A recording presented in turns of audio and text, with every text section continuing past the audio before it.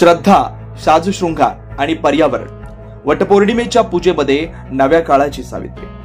केवळ सत्यवानासाठी नाही, आजची सावित्री लढतीये निसर्गासाठी सुद्धा.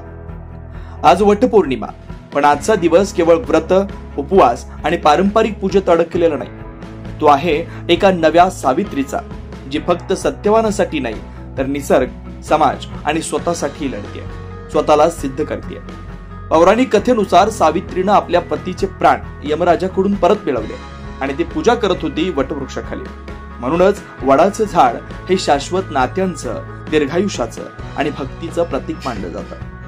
आजही महिलांचं झाडाभोवती फेरे घालत वटपौर्णिमा साजरं करणं म्हणजे त्यांच्या इच्छाशक्तीची आणि नात्यांवरील निष्ठेची सुंदर अभिव्यक्ती आहे. आधुनिक काळातही करिअर, कुटुंब, जबाबदाऱ्या यामध्ये संतुलन राखणाऱ्या स्त्रिया, त्या प्रत्येक जण ही एक आजची सावित्री आहे. वडाचं झाड ही केवळ श्रद्धेची गोष्ट नाही, हे झाड श्वास देतं, सावली देतं आणि प्रदूषण कमी करतं. ते मुळापासून वर जातं, जसं एक स्त्री ही तिच्या आयुष्याचा संघर्ष करत पुढे जाते, बहरते.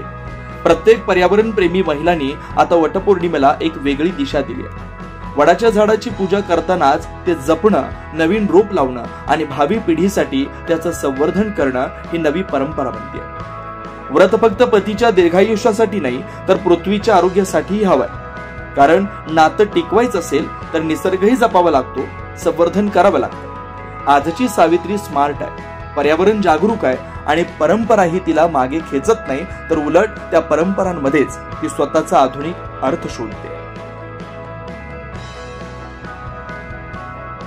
9 न्यूज महाराष्ट्रासाठी स्वीटी गायकवाड, नाशिक.